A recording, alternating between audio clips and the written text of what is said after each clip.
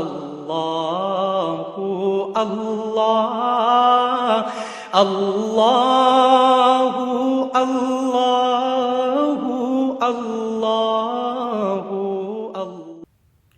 بسم اللہ الرحمن الرحیم۔ الحمد للہ رب العالمین والصلاة والسلام علی رسول اللہ وعلی آلہ واصحابہ اجمعین وبعد۔ قابل احترام سامعین کرام، اللہ رب العالمین نے جو احکامات ہم پہ فرض کیے ہیں، وہ ایمان کی مد میں ہوں یا دوسرے اعمال عبادات وغیرہ کے شکل میں ہوں، ان سارے اعمال کو اپنی اپنی نوعیت کے لحاظ سے ایک مرکزی فکر کے ساتھ منسلک کیا ہے۔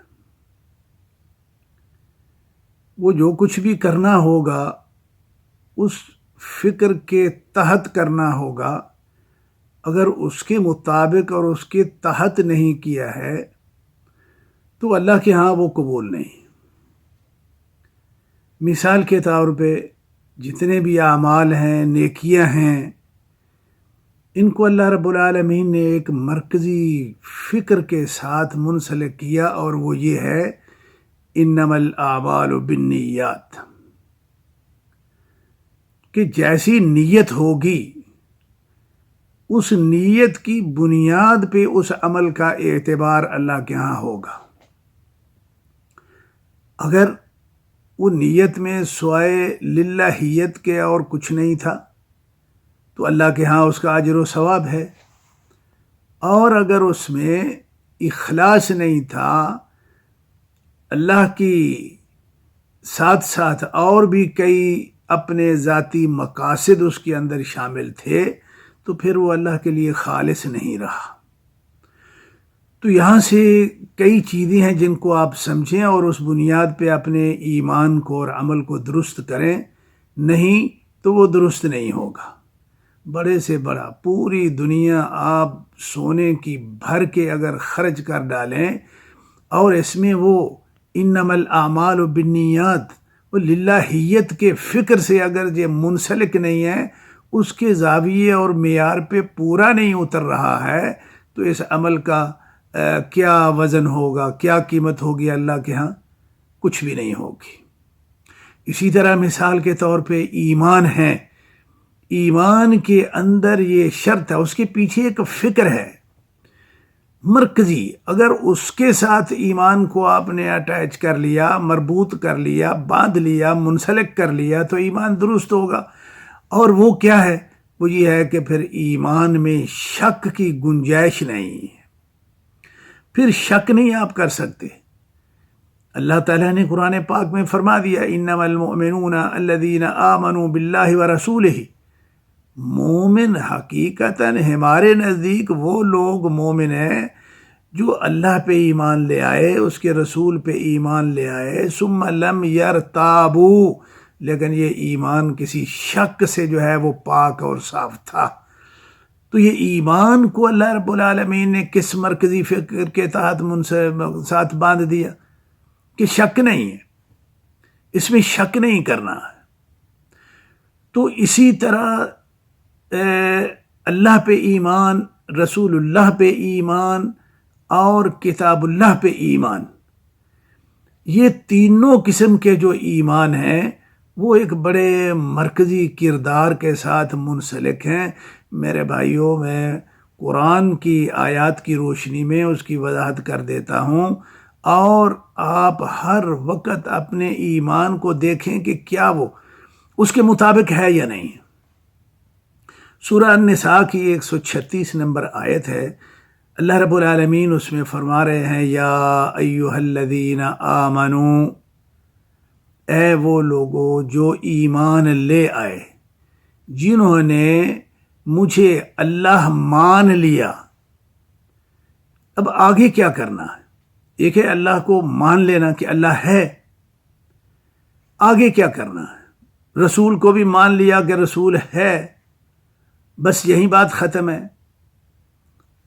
کتاب کو بھی مان لیا کہ یہ اللہ کی کتاب ہے، اتنا کافی ہے؟ نہیں بھائی، یہاں پہ آ کے ایک تھوڑا سا مسئلہ ہے، دیکھنے کو چھوٹا ہے لیکن بہت بڑا ہے۔ یہاں سے آ کے دنیا آج تک گمراہ ہوتی آئی ہے۔ پوری انسانی تاریخ میں انسانوں کی گمراہی کو اگر آپ جو ہے وہ ساری کا آپ دیکھیں، اس کو حساب کریں تو اس ایک غلطی کے گرد گھومتی ہے۔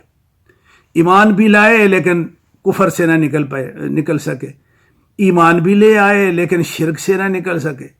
تو بھائی وہ کیا مسئلہ ہے؟ مسئلہ یہ ہے یہ اللہ تعالیٰ فرما رہے ہیں یا ایھا الذین آمنوا آمنوا باللہ، اے وہ لوگوں جنہوں نے مجھے اللہ مان لیا۔ اب آگے آپ لوگوں نے کیا کرنا ہے؟ آگے یہ کرنا ہے آمنوا باللہ، اللہ کو ویسا ماننا ہے جیسا وہ ہے۔ بس یہ ایک پوائنٹ ہے جس پہ پوری امت گمراہ بھی ہوتی آئی ہے اور ہدایت پہ قائم بھی رہی۔ اگر اللہ کو آپ ویسا مانیں گے جیسا اللہ ہے، اور وہ کیسا ہے؟ وہ ویسا ہے جیسا اس نے بتایا کہ میں ایسا ہوں۔ نبی کو ویسا مانا جیسا وہ ہے، اگر ویسا نہیں مانا کفر لازم ہے۔ اللہ کی کتاب کو ویسا مانو جیسی وہ ہے، جیسے وہ کہتا ہے کہ یہ کتاب ایسی ہے۔ تو بھائیو، ایمان کی مد میں یہ ایک فکر ہے ایسا جس کے ساتھ اللہ نے اپنے ساتھ ایمان کو بھی اسی کے ساتھ باندھا ہوا ہے، نبی پہ ایمان کو اسی کے ساتھ، اور کتاب پہ ایمان کو اسی فکر کے ساتھ باندھا ہوا ہے کہ ایسا مانو جیسا وہ ہے۔ اب مثال کے طور پہ، کیا عیسائی اللہ کو نہیں مانتے؟ یہودیوں نے اللہ کو نہیں مانا، ہندو اللہ کو نہیں مانتا، مشرک نہیں مانتا، یہ سارے مانتے ہیں اللہ رب العالمین کو کافر کے علاوہ۔ تو ہوا کیا ہے؟ عیسائی اللہ کو مان کے بھی وہ کفر سے نہ نکلا، یہودی مان کے بھی نہ نکل سکا۔ اس لیے نہیں نکل سکا کہ اللہ رب العالمین نے جیسے بتایا ہوا ہے کہ میں ایسا ہوں، انہوں نے ویسے نہیں مانا ہوا۔ اب اللہ کیسا ہے؟ لم یلد ولم یولد ولم یکن لہ کفوا احد۔ اللہ ایسا ہے کہ نہ وہ کسی کی اولاد ہے، نہ اس کی کوئی اولاد ہے۔ کبھی عیسائیوں نے وقالت الیہود عزیر ابن اللہ وقالت النصارى مسیح ابن اللہ، اب انہوں نے اللہ کی جو ہے نا وہ اولادیں بنا دی۔ کیا اللہ کو مانا؟ اللہ کو تو مانا لیکن ویسا نہیں مانا جیسا وہ ہے۔ تو بھائیو، یہ ایک اصول ہے، ضابطہ ہے، اس کی تفصیلات میں تو بڑی لمبی بحث ہو سکتی ہے، لیکن میں تو اشارے دے رہا ہوں نا، ایک لمحہ فکریہ دے رہا ہوں، ایک لائن دے رہا ہوں۔ تو بھائی اللہ کو ویسے مانو جیسا وہ ہے، اگر ویسا مانیں گے تب ایمان درست ہوگا۔ اب اللہ کیسا ہے؟ ان اللہ علی کل شیء قدیر، اللہ ہر چیز پہ قادر ہے، اس کا کوئی کفو نہیں ہے۔ اور ہم جو ہے نا وہ ہم کیا کرتے ہیں؟ ہم تو کئی جو ہے نا اور الہ بنا کے اس کے مقابلے میں کھڑے کر دیتے کہ جی یہ غوث اعظم ہے، یہ بھی سب کچھ کرتے ہیں۔ اللہ کو تو ہم نے ویسے ہی جو ہے نا وہ سائڈ پہ لگا دیا۔ تو اللہ کو بندو، کیا یہ جو عقیدے ہیں، ان عقیدوں میں اگرچہ ہم اپنے آپ کو مسلمان کہتے ہیں، مومن کہتے ہیں، لیکن اللہ نے اپنے ساتھ ایمان کو جس فکر کے ساتھ مربوط کیا ہوا ہے، باندھا ہوا ہے، منسلک کیا ہوا ہے، وہ فکر کہاں ہے؟ وہ فکر نہیں ہے۔ اگر وہ فکر نہیں ہے تو ایمان باللہ بھی نہیں ہے۔ اس لیے یہی وہ سبب بنتے ہیں جو ہمارے عذاب کا باعث ہوتے ہیں۔ اب اللہ کے رسول صلی اللہ علیہ وسلم کو کیسے ماننا ہے؟ اللہ کا رسول جو ہے وہ بشیر ہے، نذیر ہے، بشر ہے، وہی آتی ہے اس پہ۔ اگر ہم یہ کہنا شروع کر دیں کہ نہیں، اللہ کے رسول ہی جو ہے وہ مشکل کشا ہیں، اغثنی یا رسول اللہ، جو کچھ اللہ کو ماننا چاہیے تھا وہ کچھ ہم نے محمد الرسول اللہ کو ماننا شروع کر دیا، تو مجھے یہ بتائیے کہ یہ نبی جیسا ہے قرآن میں جو تصور ہے وہ ایسا ہم نے مان لیا؟ اس کو قطعاً نہیں مانا۔ اللہ، وہ نبی کو ہم نے اللہ بنا کے جو ہے نا وہ رکھ دیا۔ اور اللہ کی جو کتاب ہے وہ کیا کتاب ہے؟ ذالک الکتاب لا ریب فیہ، اس میں شک نہیں کرنا کہ یہ اللہ کی کتاب ہے. ان ھذا القرآن یہدی للتی ہی اقوم، اور یہ ہدایت کی سب سے اعلیٰ مثال ہے.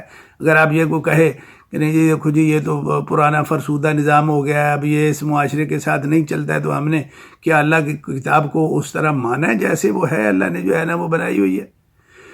تو بہرحال میں یہاں بات مختصر کرتا ہوں، آپ کو لمحہ فکریہ دے رہا ہوں. آپ سوچیں یہاں پہ کہ جتنے بھی یہ مسائل ہوتے ہیں شریعت کے، ایمانیات کے، ان کو ایک مرکزی نقطے کے ساتھ اللہ نے منسلک کیا ہوا ہوتا ہے. اس سے ہٹا کے اس سے کاٹ کے آپ جتنے بڑے مومن بن جائیں، اللہ کے ہاں آپ کا ایمان کسی کام کا نہیں ہے.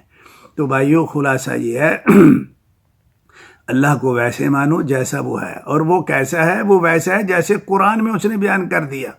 اور اللہ کو ویسا ماننے کی کوشش کرو جیسے کہ اللہ نے اپنے اسماء و صفات کے ذریعے بتایا ہے ہمیں کہ میں ایسا ہوں. اللہ کو جاننے کے لیے وہ کیسا ہے، اللہ کے اسماء و صفات جو ہے نا ان کا مطالعہ کیجیے، ویسا ہے.